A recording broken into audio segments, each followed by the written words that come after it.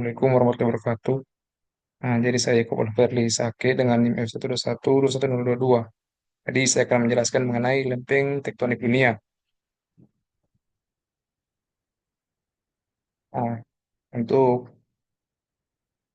tektonik lempeng itu sendiri merupakan teori geologi yang menjelaskan mengenai pergerakan lempeng-lempeng di litosfer bumi. Nah, jadi untuk lempeng sendiri, lempeng merupakan eh, suatu komponen yang berada di bagian terluar dari litosfer bumi itu sendiri. Nah, yang mana sifatnya tidak menetap, yang bergerak dan mengapung di atas magma. Nah, jadi untuk pergerakan lempeng itu sendiri terbagi atas tiga. Yang pertama ada konvergen, divergen, dan transform. Nah, untuk transform itu merupakan pergerakan lempeng yang berbeda, di mana kedua lempeng saling bergesekan. Bisa kita lihat pada gambar. Nah, selanjutnya untuk divergen itu sendiri, di mana pergerakan lempeng, di mana dua buah lempeng saling berjauhan. Nah, selanjutnya untuk konvergen. Nah, konvergen itu sendiri merupakan pergerakan lempeng di mana kedua lempeng saling bertabrakan.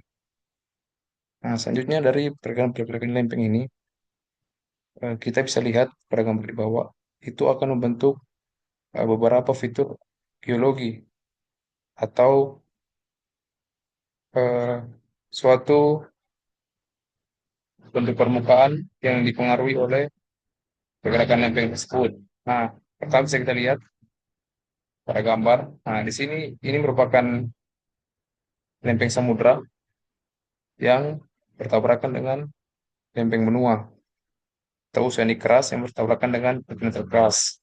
Nah, di mana tabrakan dari dua lempeng tersebut membuat lempeng samudra mengalami penenjaman. Jaman dari lempeng samudra ini akan menghasilkan jajaran gunung api di pada lempeng benua. Nah, kemudian di bagian penunjamannya, di bagian laut akan terbentuk trench atau sebuah palung. Nah, selanjutnya pergerakan lempeng divergen. Nah, di mana bisa kita lihat pada gambar lempeng samudra yang saling berjauhan. Nah, lempeng samudra yang saling berjauhan ini juga biasanya akan membentuk eh, suatu gunung api atau membentuk pulau baru. Nah, di mana bisa kita lihat magma yang keluar akibat kedua lempeng yang saling berjauhan.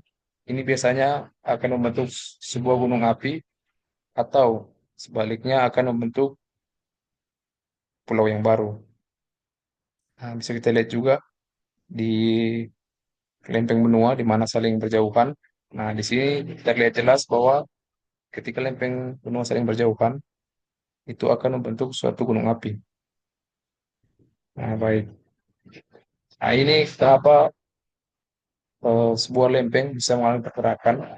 Nah, jadi faktor yang membuat suatu lempeng bisa bergerak yaitu adanya arus konveksi magma, di mana proses ini disebabkan oleh proses transfer panas dan tekanan pada inti bumi menuju permukaan yang memiliki suhu rendah. Nah, bisa kita lihat pada gambar. Jadi, sini magma ini memiliki arus konveksi, di mana arus konveksi yang berputar pada magma ini itu yang akan menggerakkan lempeng di atasnya, sehingga lempeng di atas magma itu akan mengalami pergerakan. Baik, selanjutnya itu untuk sejarah lempeng dunia itu sendiri. Nah, awalnya menurut Alfred Wenger melalui teori apungan benua atau continental drift, lempeng benua itu awalnya ada satu, yaitu yang kita ketahui sebagai Pangea atau superbenua.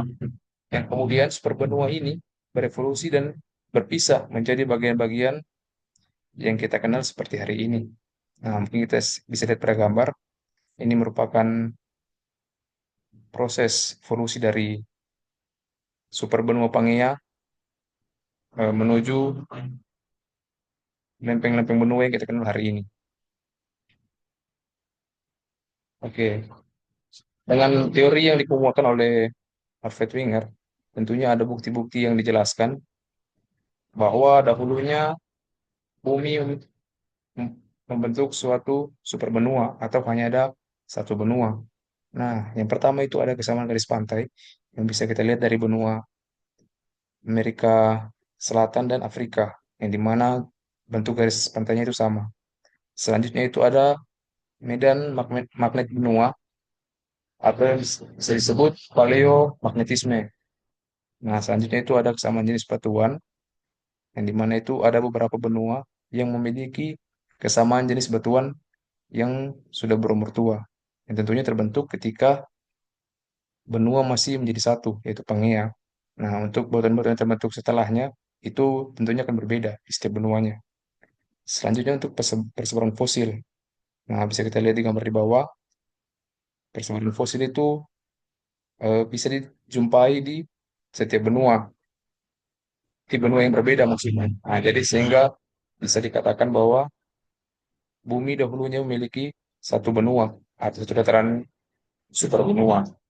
Nah, selanjutnya itu bukti melalui iklim purba atau paleotromatik. Nah, kita ketahui bahwa yang memiliki suhu dingin di bumi atau benua yang sepanjang tahun itu eh, mengalami pembekuan atau es itu Antartika.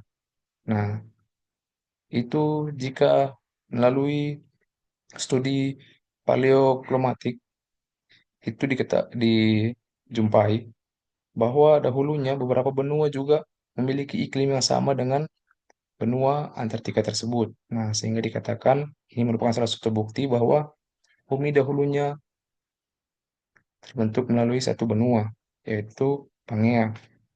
Oke, selanjutnya setelah Pangea berevolusi, itu terbentuk beberapa lempeng bumi yang kita kenal hari ini, yaitu untuk lempeng besarnya itu ada di lempeng besar. Pertama itu ada lempeng Pasifik, kemudian lempeng Amerika Utara, selanjutnya lempeng Eurasia, lempeng Afrika, lempeng Antartika, lempeng Indo-Australia, dan lempeng Amerika Selatan.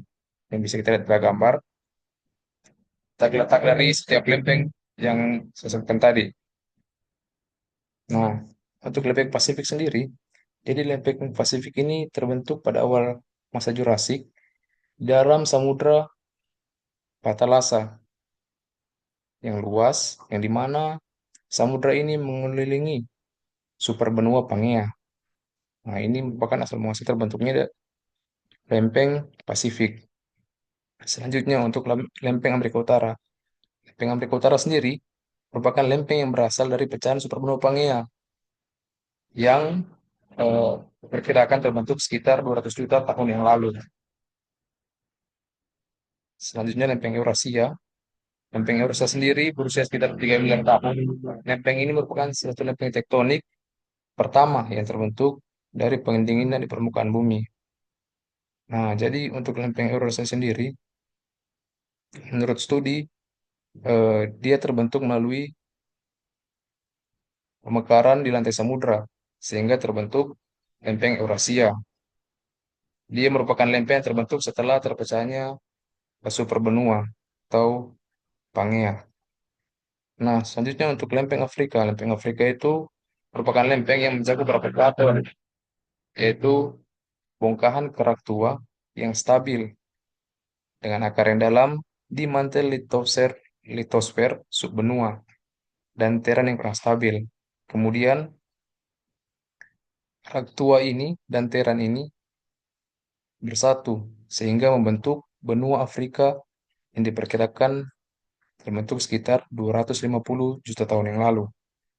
Selanjutnya untuk lempeng Antartika. Lempeng Antartika sendiri merupakan lempeng yang berasal dari superbenua Gondwana sekitar 130 juta tahun lalu. Lempeng ini meliputi lempeng benua Antartika dan samudra yang mengelilinginya.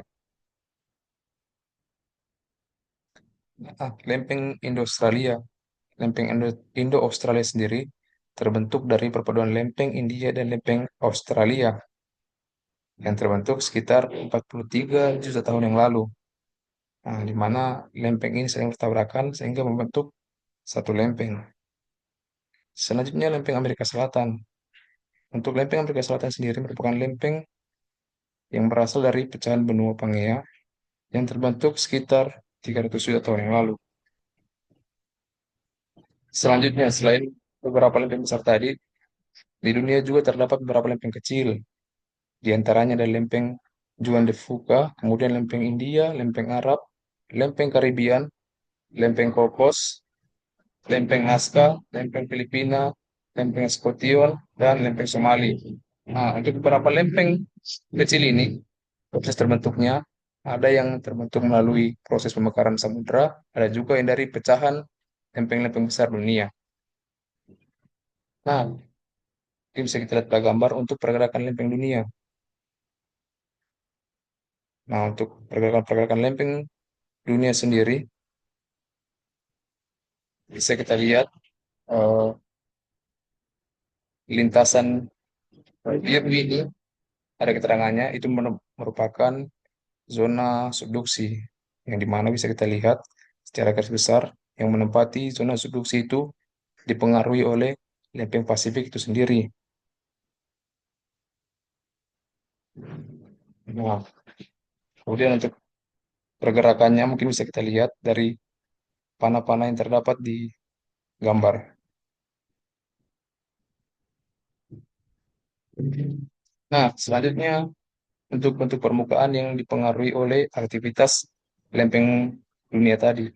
Nah, yang pertama itu ada fenomena geologi yang berupa ring of fire, di mana ring of fire tadi seperti yang saya sampaikan, yang berada di lempeng Pasifik, yang di mana lempeng Pasifik mempengaruhi atau gerakan lempeng Pasifik yang menabrak lempeng-lempeng di sekitarnya itu, lempeng Pasifik mengalami penenjaman sehingga terbentuk ring of fire atau yang bisa kita sebut itu cincin api, yang merupakan gugus atau jajaran dari gunung api aktif. Nah, selanjutnya untuk pegunungan Himalaya. Nah, pegunungan Himalaya sendiri juga terbentuk dari pergerakan aktivitas lempeng dunia, yang dimana ini merupakan hasil eh, tumbukan atau tabrakan dari lempeng benua dan lempeng benua itu sendiri, sehingga eh, berat benua mengalami pengangkatan dan terbentuknya pegunungan Himalaya. Nah, selanjutnya untuk Palung Mariana. Palung Mariana sendiri juga terbentuk oleh aktivitas lempeng dunia, yang dimana ini terbentuk oleh lempeng Pasifik dan lempeng Filipina, di mana lempeng Pasifik mengalami penenjaman, kemudian terbentuk trench di daerah penunjangan tersebut, di zona subduksi, sehingga terbentuknya Palung Mariana. Ya, mungkin sekian yang dapat saya sampaikan. Assalamualaikum.